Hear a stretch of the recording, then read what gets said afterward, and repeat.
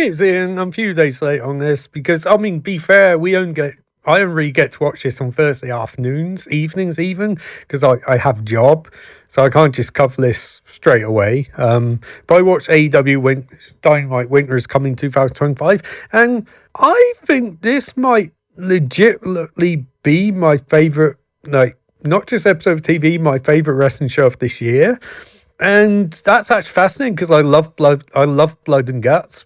And I was at SummerSlam, which was great. And I was at both nights, and I was at Forbidden Door, which was great. But like purely in terms of sort of like, holy crap, surprisingly amazing matches. This was fantastic. So the show starts with the women's tag team final for the women's tag team championships, and that's Babes of Wrath versus Time and Stuff Bombs. And it was pretty good. I mean, it was. I thought Vibe was cool. I thought Heat was great. I don't think the match was tremendous, but I do think Harley is a lot better as a wrestler than she used to be. Even though I still stand by my theory that she should be one. She should be one who takes TBS title off Mercedes Moné, because she was ready months ago character wise, and now she's ready wrestling wise. But also, God damn, that pop for Willow and Tony Storm's interactions. Tony booked that match, man. It's like general sense. Like, these might be the two, like, the best pure wrestler and the best character, and like, people want to see that, so that's good. And cool result. I mean, I love Babes for Wrath because Harley's so goddamn infectious. Willow's just awesome in every conceivable way. And the nice thing about Willow is she was actually pushed properly, because her character was similar to Bayley's hugger gimmick, but AEW is smart enough to give her a bit of an edge. Willow use weapons if she has to, whereas I always got the impression Bayley's character, they wanted to wuss out a bit, which was strange because John Cena was the top face at the time, and he would use any weapons he could to win match, because, you know, that whole I won't use a chair, I'm a good guy. So like, no, use the chair, like, if you have to. So that's a pretty good match. And then we got, I'm just going to talk about matches because I'm not really, the segments were just sort of there really. The next match was Jack Perry versus Okada, which was really frigging good. And that's surprising because I've never really been a huge fan of Jack Perry as a wrestler. I mean, his character stuff is great, but his wrestling, tag team wise, pretty good. Some good singles matches, like against Luchasaurus in that incredible cage match, and he had a good one with Christian. But in general, and maybe that's because most of his big matches he was like a heel, and he was intentionally doing less. But here we got the fiery babyface Jack Perry, and so like, where was this guy for the last 5 years? Having a bloody good match with Okada, generally looking like he could beat Okada, being put over as goddamn star in the match and in the segment afterwards. Like, I mean, it would have been cool to see Darby in the competition and see Darby versus Okada, but like, more of this, Jack, please. Really good match. And then we come to the goddamn match of the friggin' year. No, we don't, because we have the Tornado Tag match, which is good. Although the Tornado Tag match was more about repositioning and pointing out how goddamn amazing Swerve and Hangman Biz tag team. Not just in terms of quality in-ring stuff, but in terms of the vibe they give off. Like, these guys are just stars. Like, they just come out and they look like they're going to destroy everyone. It's when WWE years and years ago had like Randy Orton and John Cena destroyed tag division, like, you could believe Hangman and Swerve could do that. They look like top guys. They act like top guys. And it's that whole vibe of together we are the greatest of enemies, but if we team up and put our anger on other people, we will destroy them.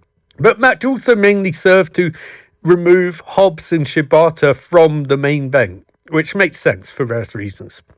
But then we come to, actually, I might get match order mixed up here, I don't know. Then come to the goddamn match of the goddamn year, Speedball Bailey versus Fletcher. Now, I'm a Fletcher fan because I generally think at this point he's the AEW incarnation of Randy Orton in terms of young guy, putting position, and it's like sink or swim basically. And like, the match where he really won me over as fans, his match with Dustin, which was incredible, and was just like, for a random collision, was just an insanely good match. And I watched that like SummerSlam weekend while I was in America. I was watching on TV, and it was like, holy shit, this might be the best match of goddamn weekend on a competing against SummerSlam. unbelievable goddamn match. So I've been a real fan since then because I wasn't really watching his ascension against Ospreay. I'm kind of going back for that stuff, so I'm sure last year he had some incredible stuff, but that's what really got me into him as a fan. This match against Bayley, it's like, I'm sorry, but a match on free TV being this good is absolutely fucking ridiculous. Like, there were 8 moments in this match where it's like, oh my fucking god. And then it continued. It was the modern day version of Bate versus Dunn NXT Takeover back in 2017, where you're just watching these guys and you're like, they're literally starting a rivalry. Look, Bate and Dunn obviously had rivalry previously, but this, like, you watch this and stuff like, this is a match they have to run back in a few years for the AEW World title. I mean, this is literally for a match between 2 guys who never really fought each other, I think maybe once before, this is goddamn insane. Literally, my personal money, this is the best match of the year with ease. And I say that someone watched Kid vs. Omega in January, but like, oh, holy shit. Firstly, Bayley, that body slam on the rail was fucking insane. Like, genuinely terrifying.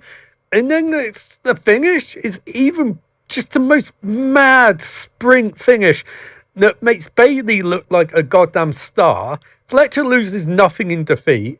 And I was watching, I was like, this justifies my entire month of AEW Plus on Triller TV. Like, this one match. Unbelievable. I mean, I'd say 6 stars. I'd say it's genuinely astounding. And it was sort of like, when I watched it, I was like, how the fuck are Eddie and Joe going to follow this? And how Eddie and Joe follow this is they're both over, they're both great wrestlers, they're both likable, and they also don't try to follow it. They just have their match, which is more like strikes and hard hitting, but the whole audience wants Eddie to win, so it propels it through. But as a pure match, it's nowhere near as good as this one, and its ratings probably is lower, because after this, you're just like, holy shit, we're done. I mean, I get why AEW main evented, but like, because they wanted a women's match to open the show, but like, it's just AEW is so good. Now, you can have a 4-star match to end the show, and you still feel a bit disappointed because they literally have even better matches. That's how good AEW is at the moment. But yeah, so the women's tag match is good. A card match was great. The tornado tag was effective. What it's trying to do. The Speedball versus Fletcher match was fucking 6 stars, and 4-star main event. That's just insane. And segments were offensive. Like, we get Kenny back in Manchester next week, which is cool. But yeah, just so good. Like, I mean, easily best Dynamite of the year. I mean, I genuinely think it's ridiculous how good AEW is at the moment. And, anyway, I'll be covering Saturday night's main event weekend, John Cena's last match against Gunther. Yeah, so see you then.